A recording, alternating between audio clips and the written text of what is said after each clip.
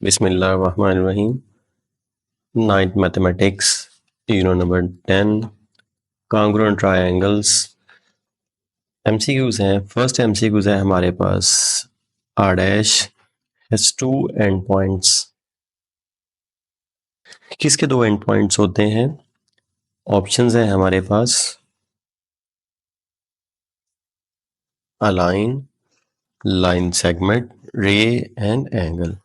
तो जिसके दो एंड पॉइंट्स होते हैं वो हमारे पास लाइन सेगमेंट है, यानी कि अगर हमारे पास यहाँ से ए और बी ये लाइन सेगमेंट है। टू है हैज़ नो एंड पॉइंट। ये दोनों ही एमसीक्यूज बड़े ही इम्पोर्टेंट है एग्जाम के हवाले से। तो वो कौन सी ऐसी चीज़ है जिसमें कोई भी एंड पॉइंट नहीं है? तो वो उसके लिए हमारे पास क्या है? ऑप्शन लाइन और line segment, ray and angle. तो इसमें से हमारे पास क्वेश्चन नंबर 3 है has one point. Question number 2 है हैज़ नो पॉइंट। किसके कोई एंड पॉइंट नहीं है? लाइन, लाइन सेगमेंट, रे और एंगल। तो इसमें से हमारे पास जो लाइन होती है उसका कोई भी एंड पॉइंट नहीं होता है। लेट्स सपोज ये लाइन, इसका कोई भी एंड पॉइंट नहीं है। क्वेश्चन नंबर 3 है has one and point, line, line segment, रे। तो इसमें से जो है ये रे है जिसका हमारे पास वन एंड पॉइंट होता है।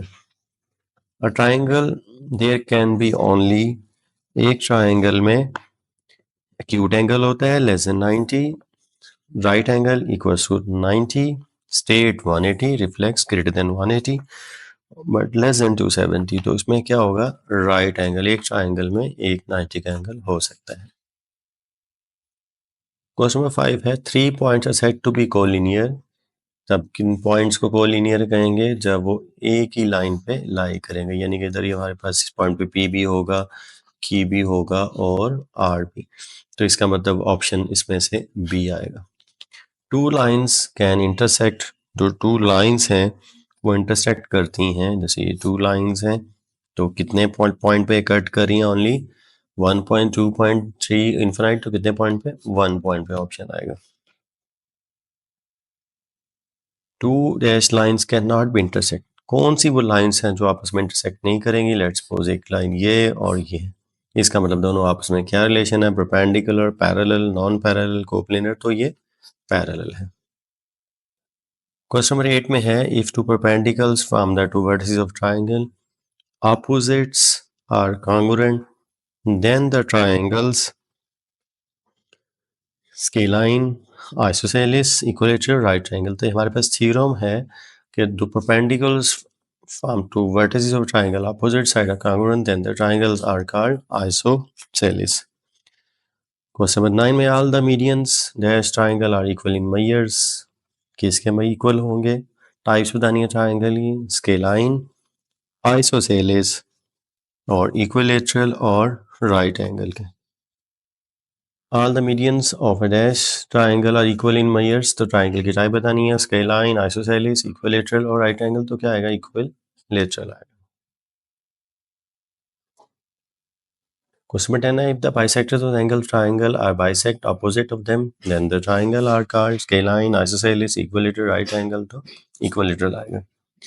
If one angle of the right triangle is, one angle जो होगा हमारे पास वो कहता है कितना होगा? Then hypotenuse twice. तो हाइपोटेन्यूज क्या होगा? Twice as long the opposite to the angle. तो वो कितना होगा हमारे पास? हम लेंगे 30 डिग्री, ऑप्शन सी।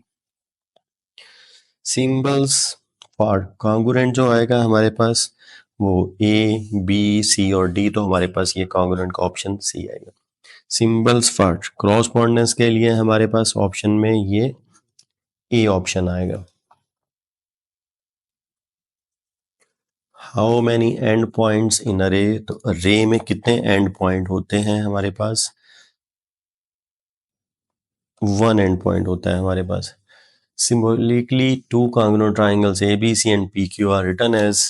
जब दो ट्राइंगल हम ले रहे हैं, कॉन्ग्रुएंट्स हैं, तो उनको कैसे राइट कर सकते हैं? फर्स्ट इसका मेथड है, सेकंड है, फिर सी ऑप्शन है और डी। तो कॉन्ग्रुएंट का जो साइन होता है वो हमारे पास सी में दिया हुआ है। ये 16 में which is of following is a postulates. तो पासुलेट इसमें कौन सा आएगा हमारे पास? S S S A S. तो ये आएगा हमारे पास साइड एंगल साइड। बाकी क्रॉलरीज हैं।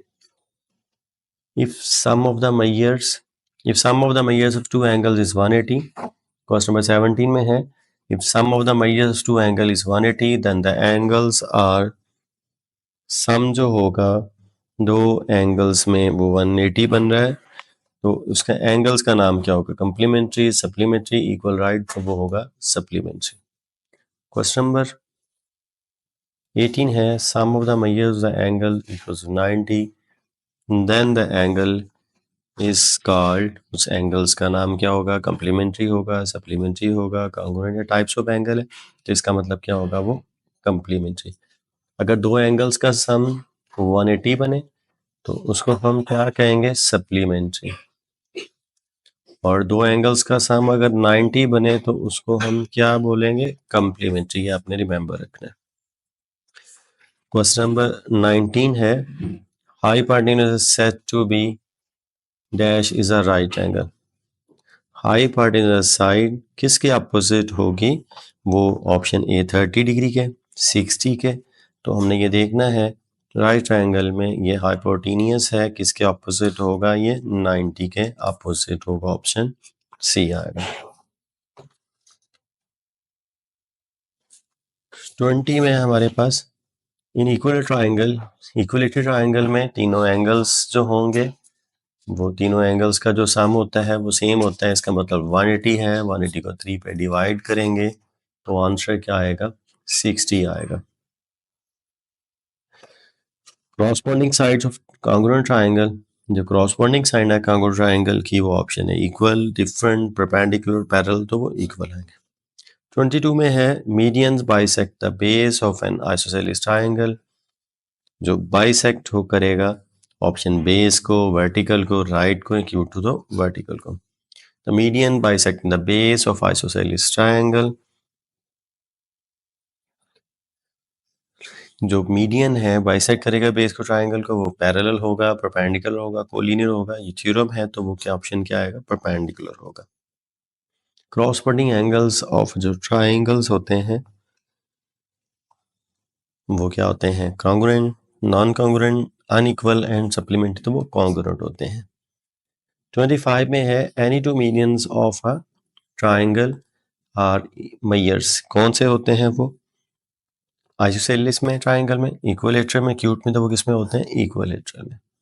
अन इक्विलेटरल ट्रायंगल इज, जो इक्विलेटरल ट्रायंगल होगी वो कौन सी वाली बनाएगी? Acute angles, obtuse, right. क्योंकि सब में एंगल जो बनेंगे इक्विलेटरल ट्रायंगल में कितने बनेंगे? 60। तो ये सारे किससे लेस हैं? 90 से। तो राइट ये सारे एंगल क्या होंगे? एक्यूट ट्रायंगल बनेंगे। 27 में है dash triangle is an equilateral triangle. तो कौन सी ट्रायंगल इक्विलेटरल होगी? तो उसमें स्केलाइन होगी, आइसोसेलेस होगी। तो वो an equilateral triangle is an equal angular. जो भी इक्विलेटरल ट्रायंगल तीनों साइडें सेम होंगी तो उसके एंगल्स भी सेम होंगे उसके। अब ट्रू फॉल्स हैं रे हैज टू एंड पॉइंट्स। तो जो रे है वो कहते हैं कि उसके दो एंड पॉइंट होते हैं। तो ये हमारे पास क्या है? फॉल्स है। क्वेश्चन नंबर 2 में है हमारे पास in a triangle there can only one right angle. एक ट्रायंगल में एक ही राइट एंगल हो सकता है। तो इसका मतलब ये हमारे पास ट्रू है। 3 points said to be collinear if they lie on the same line. 3 points कब कोलिनियर कहेंगे? जब वो एक ही पॉइंट पे लाई करेंगे। तो इसका मतलब ये क्या आ रहा है? ट्रू आ रहा है। Two parallel lines intersect at a point. जो दो है हमारे पास, टू पैरेलल लाइंस इंटरसेक्ट करती हैं, जब है ही पैरेलल तो किसी पॉइंट पे वो इंटरसेक्ट नहीं करेगी। ये फॉल्स है।